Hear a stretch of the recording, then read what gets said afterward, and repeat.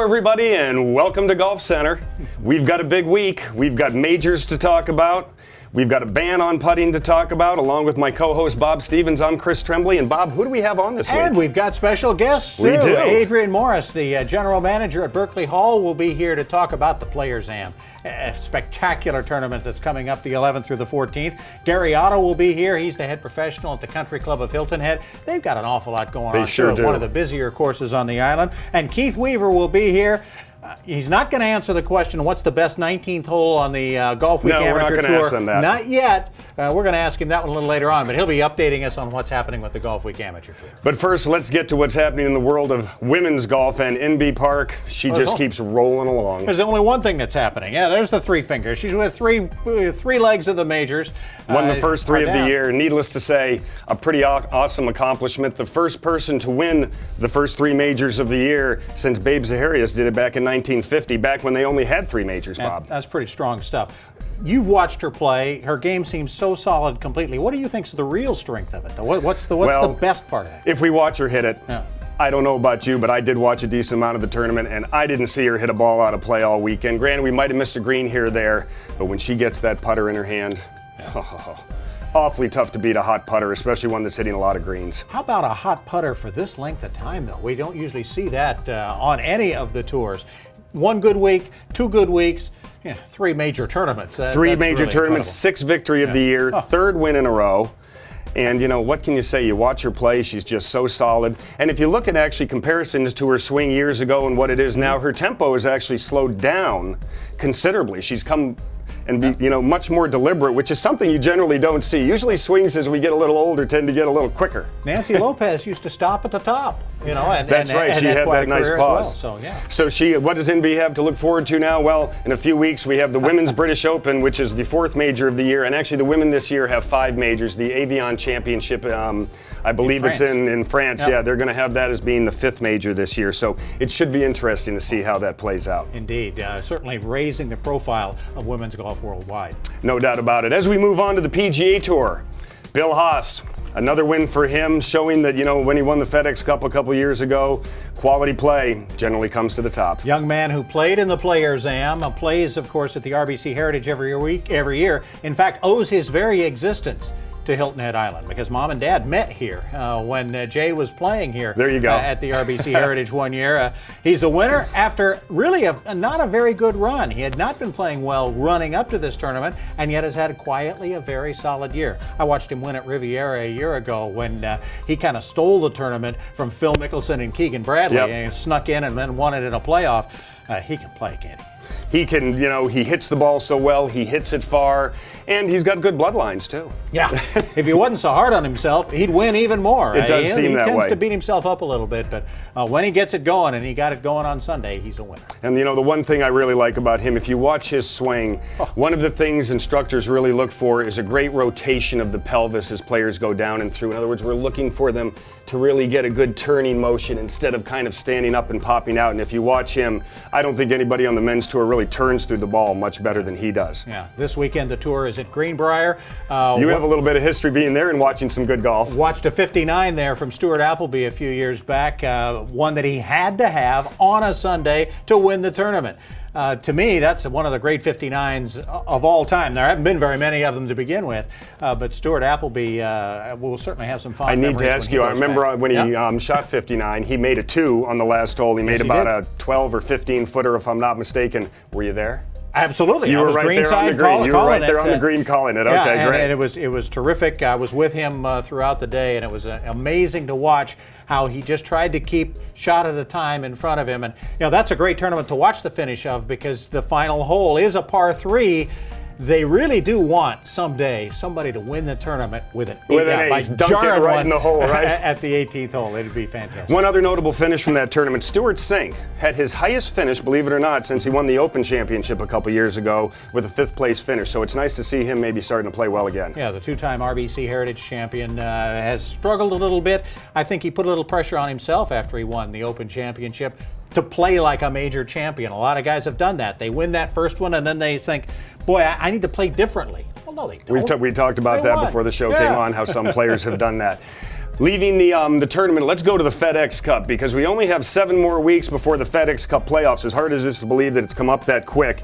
The top 5 right now, and obviously everybody on tour is looking to get into the top 125 because that keeps you going. The top 5 right now are Tiger, obviously with his 4 wins. Matt Kuchar's not far behind. Brandt Snedeker, Phil Mickelson, and Billy Horschel. And then if we look at some names on the other side of that 125 list, we can get kind of surprising. We have Trevor Immelman at 141, Louis Oosthuizen at 144, and somebody who I really thought by now would be more of a dominant force or more prevalent absolutely week to week, Ro Ishikawa. I mean, he's 155, and he's played 16 events this year, so it's not as though he's just decided to play in 7 or 8 and see where he stands. I mean, he's playing it full time. Maybe he should go to the long putter. Maybe he should take out the long putter, yeah. That was Good big point news right this there. week as well, wasn't it? It was big news this week, and one of the things, we're going to get to that in just a sec. What we're going to also talk about now is Kenny Perry.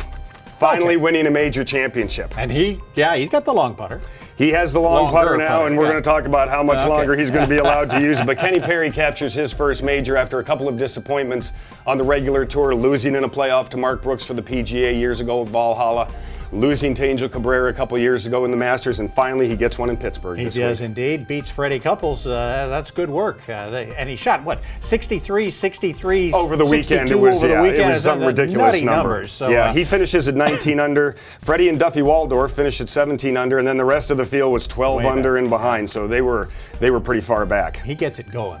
He is a streaky player and can really get hot. Well, he's another one like NB Park. Very tempoed swing, no hurry, no rush, and obviously he's got his first one, so who knows what that'll mean for everybody else on the Champions Tour now. Absolutely. All right, moving on. We need to talk about the ruling that the PGA Tour and the PGA of America came out with this week, that they will in fact agree or go along with the USGA on the banning of the anchored putting stroke with long putters starting January 1st, 2016. Show me a putt that's not anchored. Well, really what it comes down to is we are not allowed to take the end of the putter and attach it to our body anywhere where it's going to stay. So, those of you that are used to putting it in your belly and making a stroke, that's going to be out. Those of you that are used to holding it kind of here like this, that's going to be out. Holding it up here will be out. Just holding not it against here your on body. Your chin. Yeah, just not against your body. Now, you can hold your arm out here like this and use it. Matt Kuchar lets it go up his arm, so you can still use the long putter, but obviously there are certain ways anchoring it to your body, you're not going to be allowed to use it. So the USGA proposed the rule, the PGA of America and the PGA Tour both looked at it and were taking a little bit longer to decide what they were going to do, and they have decided to go along and keep the governing rules as one. But if you play with me after the ban goes into effect, putt any way you want. Well, that's true. We're not going to go ahead and change anything for a while anyway. That's certainly not for me. We've got a great show ahead of us. Coming up next, we've got the general manager of Berkeley Hall, Adrian Morris, here to tell us all about the final preparations for the Players Am.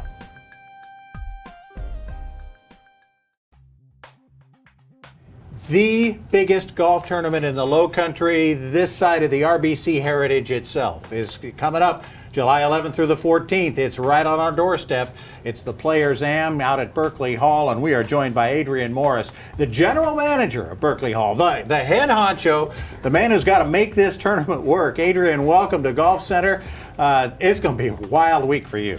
Thank you. Thanks for having me. You're right. It is going to be a wild week, but we're looking forward to it. We're very excited about the whole event. It's our second year hosting it, so we're very excited. Logistically, what are some of the things you've got to deal with and the challenges you face and the way you guys are confronting? Well, I think, we have 84 players this year playing in the event. They're coming in from all over the world. They'll all arrive in next Sunday, between Sunday and Monday. We house them on the property.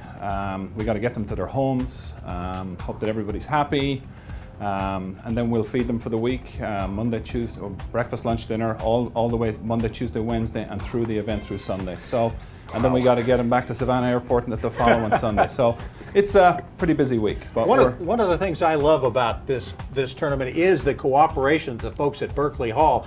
You've got the entire community involved in this tournament because you kind of need to, don't you? Absolutely. I mentioned earlier with 84 players coming into play, and every single one of those players are staying on the property. Wow. They're staying in members' homes. The members will drive them from their homes to the club for practice, whatever it may be.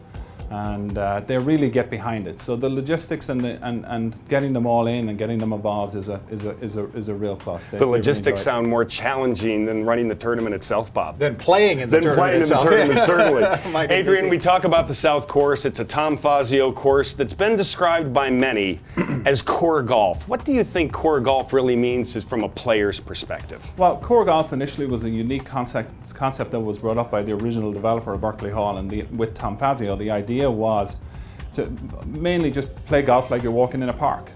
All the homes are on the periphery of the golf courses, so on both the north and the south where we're hosting the event. So really, as a player, you see very little home. All you see is the golf course. You see it right in front of you, and left and right, all you see is golf course. And I think it's nice for the spectators to see that too. It's a very, very different type scenario for people. It's a gorgeous layout. How is the layout holding up with all of the rain we've had over the last few weeks? That's for sure. We've had a lot of rain, but you know, it's actually the water. The golf course, the South Course, drains extremely well, particularly the greens. We're very fortunate. We've worked very hard over the last number of years to improve the drainage on the golf course, and it's really helped us this year. So besides the fact that obviously we've had some challenging weather, what other projects or things does your superintendent Danny have to do to prepare the course for the tournament? Well, really, we actually run the golf course to try to prepare the golf course on a championship style year round. It's one of the things that we're challenged by our membership to do every year, is to prepare a championship style golf course for them and their guests on a daily basis. So we have a couple of tweaks we need to do. We've already done it. We're in good shape. Obviously, these players will play it back from the tips, which is a lot longer than our normal members would play. So over 7,000 yards, and so that will be the real challenge, in keeping the ball in the fairway. Rough height's pretty decent, and the greens will run somewhere between 11.5 to 12, depending obviously on the rain and the weather. But well, that's one of the questions I was going to ask, was how thick does the rough plan on being and how quick the greens are going to be, and you just certainly answered that for us. Tell us about spectators, and if those that want to come and watch the tournament, what is the website? Where can they go to find out information on what they're allowed to do during that week? Yeah, absolutely. They can go to theplayersam.com. That website will give any information that they would need. We are open to the public for the week, and it's free of charge, it's complimentary, and we're excited. We hope as many people will come and watch these young players. These are some of the top players in the world, and they'll get an opportunity to see the golf course and see behind the gates of Berkeley Hall, which not a lot of people get to see. So we're excited to show it. That's what a lot of people, I think, are going to be able to take advantage of, is really get to see what Berkeley Hall has to offer and what an amazing facility that is. Going to be a lot of fun, a spectacular field. You get to see these guys. What I love about this tournament, you get to see the guys before they become super famous. You know, we don't know who's going to win this tournament, and we might not know them now, but Matt Kuchar and Bill Haas and Camilo Villegas and guys like that have all played in this tournament, and so it's that next generation of those guys that's playing this. It's a good barometer to see who you might see out on the PGA Tour in just a couple of years, that's for sure. Adrian Morris, General Manager at Berkeley Hall, thank you so much for joining us. Coming up next, we're going to have Gary Otto from the Country Club of Hilton Head right after this.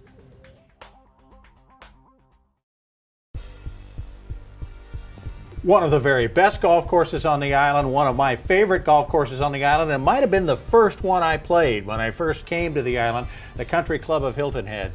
Getting ready, of course, for the big 4th of July fun and games, and then it goes on after that. Gary Otto's back at the Country Club of Hilton Head after being away for a little while.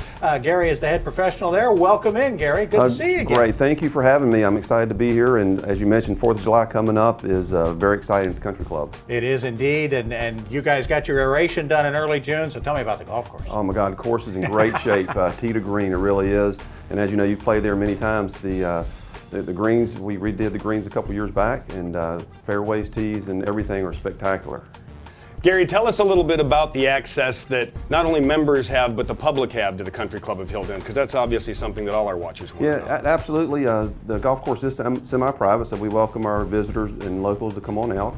And for special events and things such as that, you know, we do a lot of civic organizations, weddings, and special events for dining, as well as graduations and celebration of life. So we're definitely a private facility, but we do welcome outside play on the golf course. I was going to say, might be the busiest course on the island in that connection between you have your private functions, you've got a private club going on there with a great and very active membership, but then you've also got a lot of public play. Yeah, it's been a great mix for us. We're able to share the golf course with the public, golfers, and it's just been a fantastic mix for the country club, the management staff, and I believe it's kind of a model that may be going in the future more readily than we're seeing right now.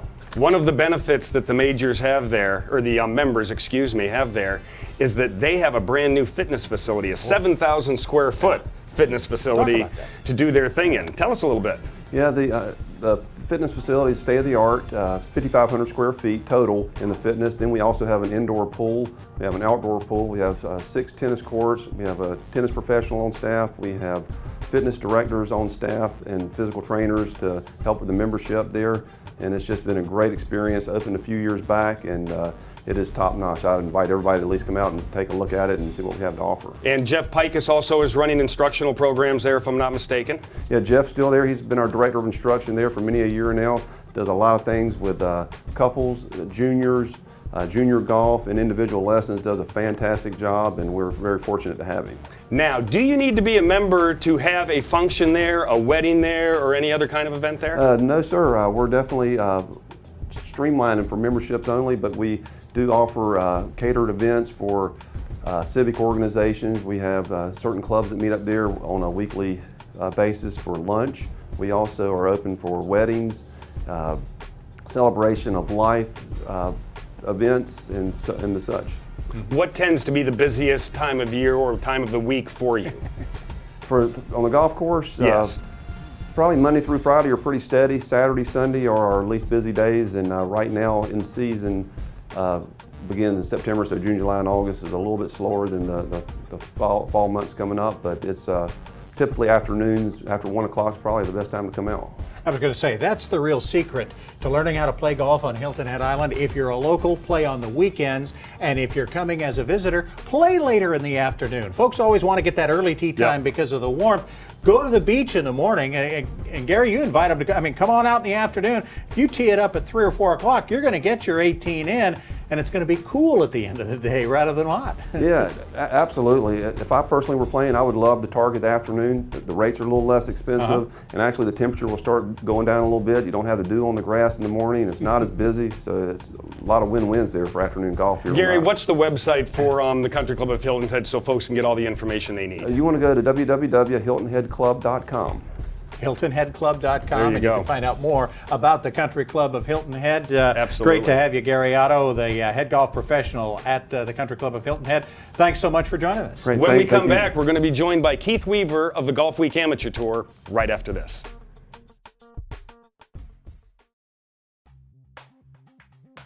Now, we've been talking about national championships, and we've been talking about the Players Am. Let's talk about golf tournaments that I can play in, all right? Keith Weaver is rejoining us from the GolfWeek Amateur Tour. Been about a month since we've seen you, Keith. You guys have been awfully busy. Tell us what's happening. Yeah, we actually just got back from our 2-day Southern Regional Tournament up in Lake Lord, North Carolina. Had about 120 players up there and representing 8 different tours, so it was a nice big turnout. So did we have the usual format where we had them broken up into age groups, or was there a team competition going on? Exactly what was happening? We broke them up into flights based on their handicap, just like we normally do, and it was no team competition, just go out, stroke play like we normally do. What courses do we have here in the Hilton Head Savannah area on this tour remaining for the rest of the season? Oh, we have a great second half of the season. We have the Deer Creek course at the Landings, followed by Paris Island, followed by Hampton Hall, followed by Savannah Harbor. Then we're going to Heron Point, and then we end with Oyster Reef. Boy, sounds like a great lineup, doesn't it? It's going to be terrific, and it all is working up to the National Championship coming up in October, right? Absolutely. The third weekend in October, we have our 3-day National Championship, and that draws about 700, 800 golfers. It's a nice way to end the year. People can still join the GolfWeek Amateur. Absolutely, right? absolutely. How do you do it? You can join. Just go to our website, www.amateurgolftour.net. You select the Hilton Head Tour on the drop-down link, and there's all of our information, all the links to join the tour, to research any information, all the rules, our schedule, everything's right there.